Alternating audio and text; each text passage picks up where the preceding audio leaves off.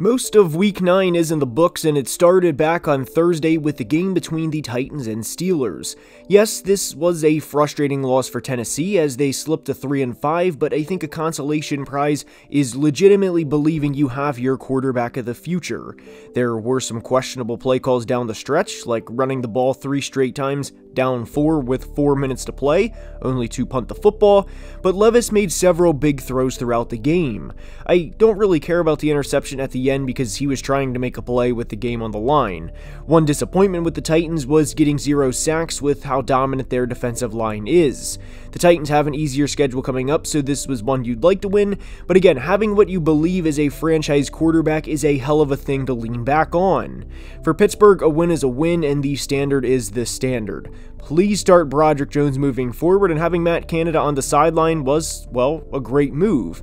Pittsburgh is 5-3, and their schedule coming up is light as well, and they can reasonably get to 10 wins. This was a very Steelers win in every sense, but there's a good chance this team will be playing playoff football in January. On to Sunday to discuss the Germany game between the Dolphins and Chiefs, and this was a bad loss for Miami as they enter the Week 10 bye at 6-3. And the reason this was a bad loss for them wasn't because it was to the Chiefs, but the fact they're 0-3 on the year when playing the Bills, Eagles, and now Chiefs, while being outscored 100-51 in the process. Not only that, but this loss in particular was frustrating due in part to the last drive with how it started. They had 2 big runs with Raheem Mostert that totaled 44 yards and did not go back to him. There was plenty of time and they had the ball in the Kansas City 31, and I do not understand that decision. The defense played great in this game, yet unfortunately came away with a loss. For Kansas City, this team reminds me a lot of the 2000s Patriots. They have a Hall of Fame quarterback and head coach, but the defense makes plays time and time again, and this was an example of that. I have my concerns with the Chiefs moving forward, and for the first time in the Patrick Mahomes era, it is due to the offense. They have to figure it out. Now on to the 1 o'clock games, and the first one up is Rams-Packers. There's no major takeaways here as the Rams were beat by 17 points on the road and Brett Rippon played as expected. The Rams ran the ball 26 times for 68 yards and they played like a team on the road with a backup quarterback. There's an old quote, and someone feel free in the comments to say the quote, but a coach said there's a reason why we don't practice without Peyton Manning. And while Matt Stafford's not Peyton Manning, the results and what the coach implied were the same. They had 187 yards of total offense and had just 10 first downs. Their 2 wins since opening day are against the Colts and Cardinals, and the Rams are not a good team. Maybe they win this game with Stafford, but they are effectively done. For Green Bay, in a year where you are evaluating talent, any win is a win, even as ugly as Sunday's was, and that's the big takeaway. Jordan Love looked okay, not great, but not awful, and the best thing you can hope for moving forward is that the team builds off this win, and credit Joe Barry for holding a backup quarterback to 3 points. Down around Lake Erie to Cleveland to discuss Cardinals-Browns, and when you start Clayton Tune on the road against a very good defense and a veteran defensive coach in Jim Schwartz, you're not setting your quarterback up for success, period. And the Cardinals' offense was absolutely atrocious in this game, and to show how bad they were, guys, they had 58 total yards of offense on 48 plays. The only thing to really take away from that type of game is it's over. It's a rebuilding year, clearly, and hopefully Kyler returns soon to see what they have to work with. For Cleveland, enjoy the win first and foremost, as it's not every day you shut another NFL team out, and I'm not going to be the guy to say, oh my gosh, you shut out Clayton Tune, big deal. No, enjoy the win. But this type of game is why I think Cleveland can be dangerous. When they don't beat themselves and have multiple turnovers and not set the defense up to fail, granted this result won't happen every week, but they're a very dangerous team even without Nick Chubb when the defense can play to the best of their ability. Now up to Foxborough for Commanders-Patriots, and I want to congratulate the Commanders on winning this game, especially after trading away 2 starters at the trade deadline. That's never easy, and like we said with Cleveland, a win is a win, especially going into Foxborough. And this was the Commanders' first win in franchise history at Gillette Stadium. And it's time to have a conversation on whether or not Sam Howell is the long-term quarterback for the Commanders. I think he can be, especially if they give him a new head coach this offseason. Yes, he had the 1 bad interception in this game, but when Sam gets punched, he punches back, and I love that about him. For the Patriots, contrary to other people's opinions, the ball at the end of the game was not on Mac Jones. I know Patriots fans aren't used to this, but this team isn't good. They couldn't stop Washington all day, and Washington controlled this game in the trenches. Outside of one big play by Ramondre, they averaged 2.3 yards per carry. I really think this team needs a complete overhaul. Down to the big, easy-to-discuss Bears-Saints, and I think we can acknowledge Tyson Bagent is not the guy for the Bears. He was responsible for 4 turnovers this game and has 9 turnovers in 12 total quarters of play, which isn't exactly ideal for a quarterback in today's NFL, and I don't think Agent Bagent is going to win an MVP anytime soon. But Matt Eberflus is now 5-21 as a head coach, and I know the old adage is to give guys 3 years as a head coach of a football team, but when do we pull the plug on Eberflus as the head coach? We're not even 2 years in, and he would have to win almost a full season's worth of games consecutively just to get back to 500. The Bears' 2022 and 2023 seasons have been brutal, but you hope at least the future is worth it for them. Now, for the Saints, congratulations on the win, but how concerned are you if you win the turnover battle 5-0 and barely scrape out a win against a Division II backup quarterback? I know a win is a win in the NFL, but I have a lot of concerns with this team. They were outgained, they had half as many rushing yards, and this was all to scrape a win through the skin of their teeth. You never know which Saints team is going to show up, and that's a big takeaway. We are staying in the NFC South for the next game, and it's another NFC North, NFC South clash between the Vikings and Falcons. With the game between these teams, you knew it would come down to the wire, and it did, but Josh Dobbs played a hell of a game in relief of starter Jaren Hall, who left the game with a concussion. I have no idea if this is going to be sustainable with Dobbs, but this was a very gritty, hard-fought win for the Vikings, who had their top 3 players out in Kirk, JJ, and left tackle Christian Darrisaw. They could have easily rolled over, and like we discussed last week, their schedule for the next few games is pretty easy.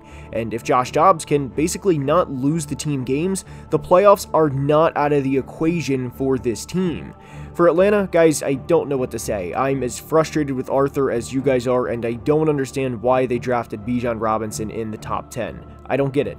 The same concept also applies to Kyle Pitts, but their top 2 guys in targets in this game were Jonnu Smith and Kadero Hodge, and Pitts made plays when he was targeted. I don't know what the solution here is other than to move on from Arthur, because we've had multiple years of this now, and it is extremely frustrating to say the least. From the Big A to Space City for Bucs Texans, and if you're a Bucs fan after this game, I know we just said this with Atlanta, but there's only one takeaway. Todd has to go. I've never been a Todd Bowles as a head coach guy because I believe he is an elite coordinator rather than a head coach, and this game was yet another example of this. Guys, CJ Stroud, the number 2 overall pick in his 8th career start, embarrassed your defense to the tune of 470 yards and 5 touchdowns. Houston could flat out not run the football, and they haven't been able to all year, and they had 3 players go for over 110 receiving yards in this game, and each of those players had a touchdown. There's no clear team of the future in the NFC South, and I think the Bucs' best bet is to reset this offseason and try to get a new quarterback and new head coach of the future. For Houston, guys, you have your quarterback of the future, and times are good. This is everything you've been hoping for over the past few years. Games like this. I didn't think this is where the Texans would be this early in the rebuild, but I could not be happier for them. And an early congratulations to Coleridge Stroud IV on the Offensive Rookie of the Year. To Las Vegas for Giants Raiders, and first things first, I hope Daniel Jones and any other player that got hurt Sunday is okay, but that kind of plays into the takeaway for the Giants. This team is not good. Yes, there's a few players on the roster, as every roster has a few guys, but this team is flat out not good.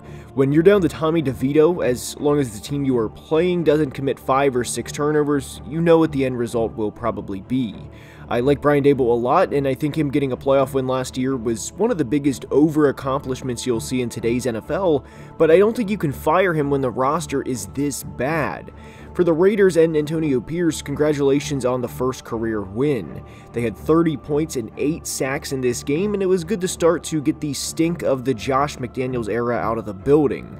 This was very needed, and I like Antonio Pierce's energy, and in terms of an interim head coach, I think he'll have close to a Rich Bisaccia type impact.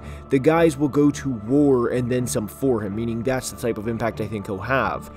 Congratulations to the Raiders on a dominating home win.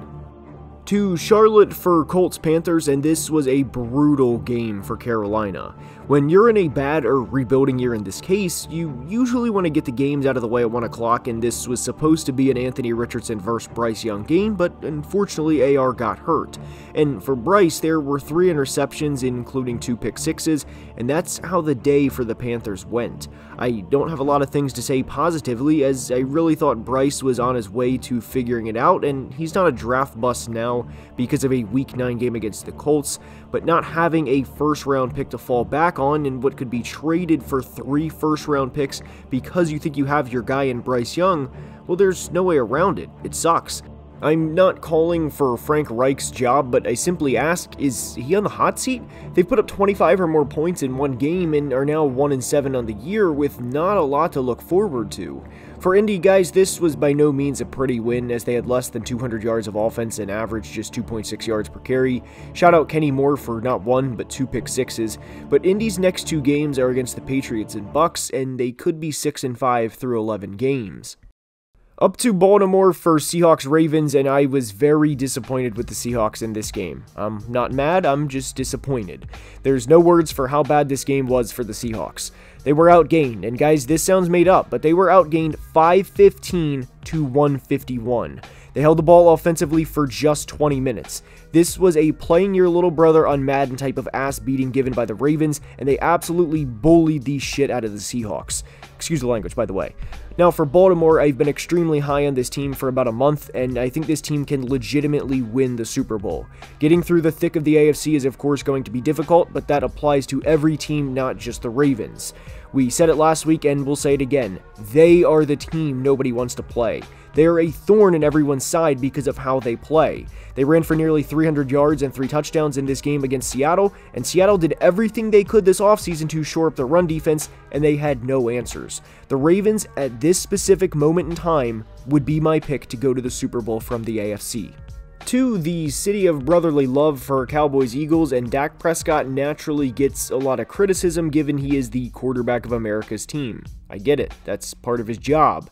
But Dak and CD played phenomenal in this game, and Dak nearly had 400 yards and nearly 4 touchdowns, and almost walked out of Philly with a win.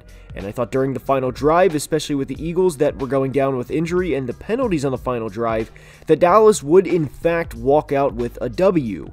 Both teams are amongst the best in the NFC. There's no, oh, classic Cowboys choke or any of that. Yes, they had a chance to win, but they're not done now because of this game. One team had to walk out with a win, and in Week 9 it was the Eagles. One concern I have with them moving forward is the belief that they will be a wild card team and have to win 3 straight road playoff games to get to the big dance, Dallas that is. For the Eagles, the secondary concerns me, but the worst part of the schedule is coming. The big thing for them over the bye is to get healthy. If there is a big takeaway from this game, it's that these teams could meet for a 3rd time in January. I hope you enjoyed the recap, and if you did, please like and subscribe, as only about 27% of people watching are subscribed, and it makes a big difference. Please check out the Grading the 2023 NFL Draft midway through the rookie year video. It is linked in the description, and I think you'll enjoy that too. And until next time, please be safe and have a great day. Love you guys.